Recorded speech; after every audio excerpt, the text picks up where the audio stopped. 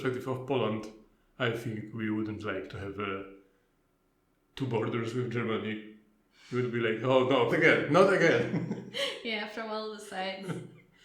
To be honest, nowadays life is better by the German border, so at least we would have another spot of better life in Poland.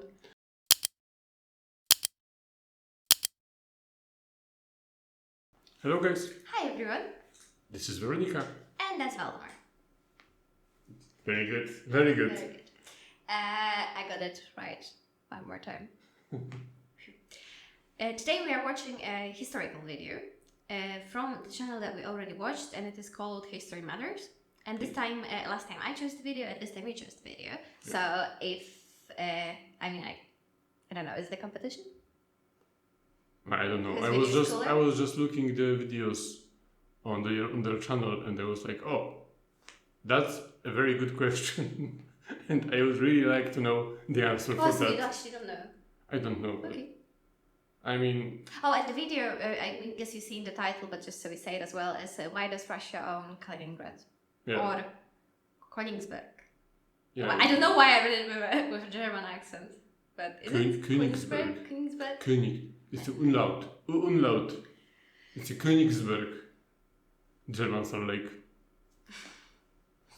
Not so much. The last video was really, really quick. Something is wrong with this map, isn't it? It's like. Yeah, like someone stretches it out like that. Yeah, a little bit. Poland is not that big. But then something is wrong with every map, so. Also, Russia looks like the sea.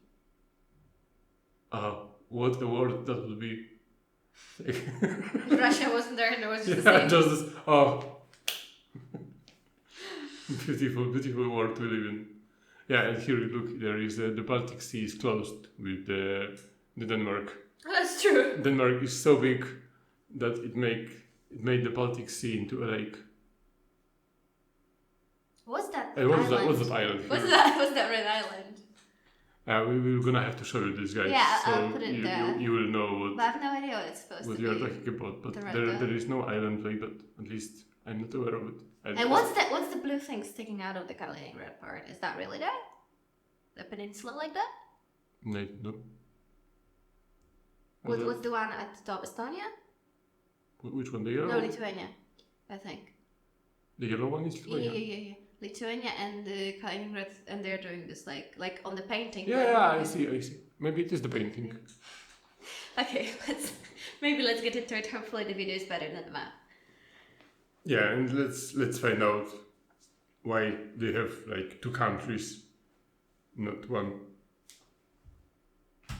If you look at a modern map of Europe, you'll see a curious exclave along the Baltic Sea. This is Kaliningrad and has been a part of the Russian Federation since 1991. The more observant of you will have noticed that it has been a part of the Russian Federation since 1991. The more observant of you will have noticed that it isn't attached to Russia, which raises the question, why does Russia own Kaliningrad and how did it come to possess it? Well, first of all, the region, centered on a city of the same name, hasn't been known as Kaliningrad for very long, but prior to this was known as Königsberg. From the 13th century, it was a part of the lands of the Teutonic Order, and by the 16th century, Königsberg was the central part of the newly formed Duchy of Prussia, a puppet state of the Polish-Lithuanian Commonwealth. It wasn't long before Prussia broke free, and Königsberg was the site which saw the first king of Prussia crowned. Within a few centuries it had grown to this, and by the late 19th century it was the dominant force within the newly formed German Empire. As you'll be able to guess, Königsberg, whilst not the capital, held a special place within the German Empire as one of its cultural centres and the birthplace of its ruling dynasty. The point I'm trying to get at is, for about 6 centuries prior to this point, Königsberg and its surrounding area was primarily German, although you should note that there were sizable Polish and Lithuanian minorities there too. The status of this land didn't really change until the Second World War, although you should be aware. It's, if I'm not mistaken, you may know it by the name Królewiec.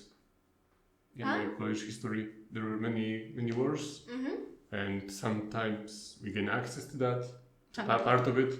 Sometimes we get I don't know if you ever had all of it, but yeah, it was the Teutonic Order territory. So we fought with the Teutonic Order, so we had some territories from them, and they have some territories from us. But I also, because he said Prussia was the puppet state of Poland. Yeah, I've never heard it. I'm not sure about it. I mean, it was kind of between the borders of the Poland, like one of the reasons Hitler invaded Poland in the Second World War was because this part of the Prussia, Eastern Prussia, was not connected to the rest of the Germany. Yeah. So it was called the Polish Corridor, and he wanted to get rid of the Polish Corridor so he can unite his whole country in one place without having a situation like Russia has now with the Kaliningrad or Königsberg.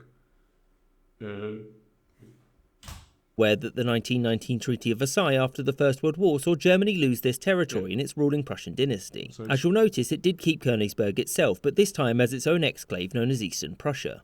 You'll also notice that it did lose this land to the newly formed Lithuania, which throughout the period of the Weimar Republic was a hotbed of support for the growing National Socialist movement, which soon saw a certain Adolf Hitler running the show, who got this land back from Lithuania and also cue World War II, which Germany lost. In 1945, Soviet forces advanced on Königsberg, and this led to many of the people living there fleeing west deeper into Germany. After a destructive siege, the city fell to the Soviets, and after Germany's surrender, its borders were once again redrawn by the victorious powers. This time, Germany was to lose Königsberg and the area around it to Stalin's USSR and its new Eastern European puppet states. The region of East Prussia was thus divided into three parts. The southern part went to Poland and the northern part went to the USSR, but as a part of the Lithuanian Soviet Republic. And as for the centre, which included the city of Königsberg itself, this went to the USSR's Russian Soviet Republic. So why wasn't it given to Lithuania despite being next door? Well, at this point, Lithuania had only recently been incorporated into the USSR, mostly against the will of those who lived there, and thus Stalin didn't trust them with an area of such military importance. Furthermore, the region was subject to widespread ethnic cleansing, which saw most of its remaining Germans deported to East Germany and replaced mostly with Russians.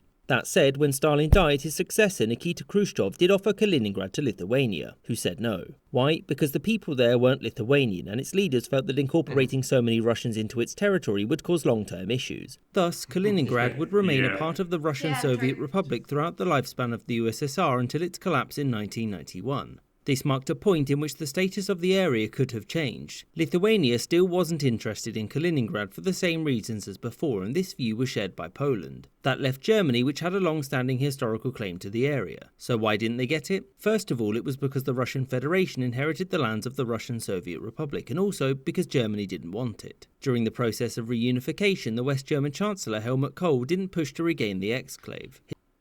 I wonder, is it like a big problem for a country, to have a piece of land being excluded from the main part, like with Alaska, and with the Kaliningrad for Russia? Is it like, when it comes to trade, to communication, is it a big problem? Is it a big cost? When we made a movie about the Alaska, you remember, people in the comments said to us that Alaska was a big expense. It was, money-wise. Yeah. It was very costful to support the territory, and back then, when they didn't know that there is oil then and all the natural resources, it wasn't worth it. It wasn't worth it just because it was such a chore to sustain this place. So I wonder how it is nowadays. Like also with when there was a Cold War and Berlin was inside the East Germany, but the part of it, the West Berlin, was a part of the Western world, like West Curtain, the part of the Iron Curtain. So like when the Russians blocked, it was in oversimplified, remember? I remember, yeah. When they blocked the transport of the food and supplies, then they had to fly it with the planes to the West Berlin. Yeah, but it was also closer, so with Kaliningrad it's even a bigger issue because it's just physically far away as well. Yeah, and also like when there are all those sanctions put on Russia, and they cannot fly like in the flight zone of like Lithuania. I guess it depends how they can supply this region. How independent it is. Yeah, but maybe it is self-sustainable, but still, it will need a lot of import. I don't know. Yeah, still you need import. Like there is no country in the world that produces everything itself because it's just not how the way But it might be easier if it is quite independent. It might be easier to organize and sustain because it's denser. in population than Russia is, so maybe it's not that. Yeah, but still you will need some sort of supplies from your neighbors. And also there's the feeling that like your leader is also always very far away, which maybe a lot of people think about, but I think it would be a weird feeling if, you know, you live in, I don't know, in Poland and you know the president is never in Poland. Yeah, and especially with a country like Russia, when they have this, when they're, you know, very strong. No, but what I mean is they have the syndrome that everyone is against them, and the NATO is, you know, encircling them. Yeah. So they have enemies everywhere except North Korea. They are friends, but everyone else is the enemy. So when you live in a country like Kaliningrad, then the life must be horrible for you. You have enemies on the other side, on the other side. Your big, you know, friend, which is the main Russia, it's very far away. Yeah, my point is they should give it back. Have you ever met anyone? I don't know, Vatican. Have you ever met anyone who's from Kaliningrad? No, but then again, I never met many Russians. Oh, I met a lot of Russians, but maybe Kaliningrad doesn't exist, like Australia. Maybe you enter it as just a big hole in the world.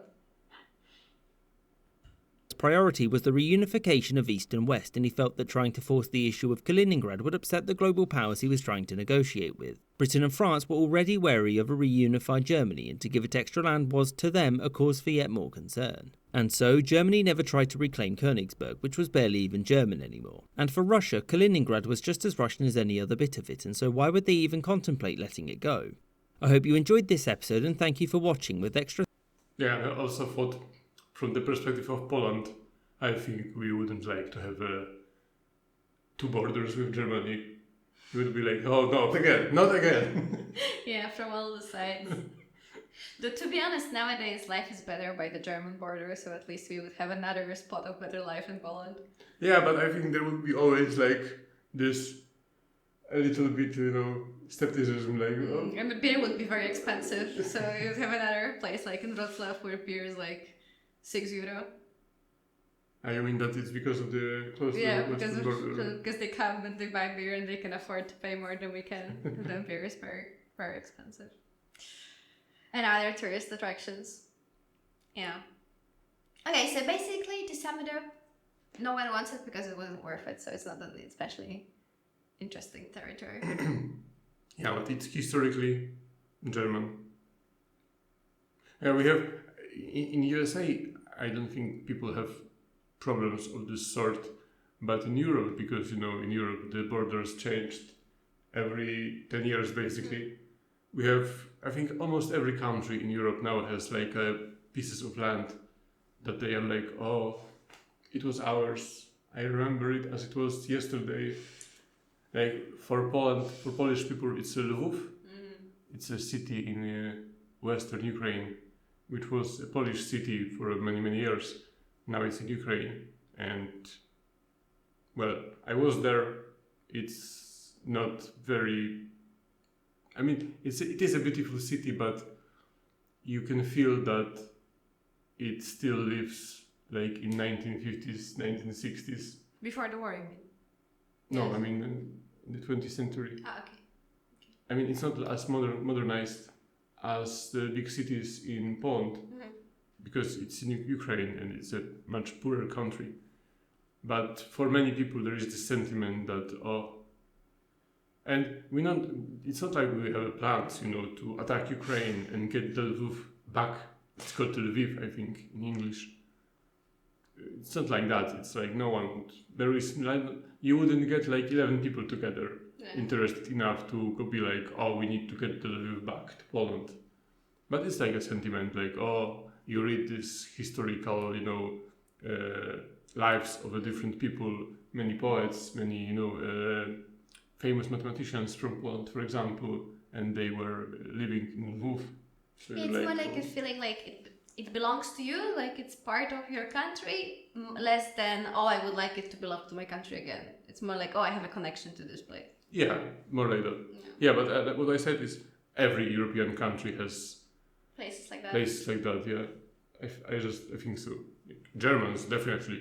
I mean, Germans were like, they will go everywhere in Europe and be like, oh, remember the good old days when it was ours. Yeah, this Poland didn't have any colonies, did they? No, there was a plan. So we don't have, There was a plan for us to have Madagascar. Oh yeah, there was that. But it never came to fruition. You can say that it came to fruition. Yes. How strange would it be? I mean, aside of how bad colonialism is, if like Poland spoke Polish and Madagascar also spoke in Polish. But that's why when you have the penguins from Madagascar, one of their names is Kowalski. It's like an Easter egg towards Polish people.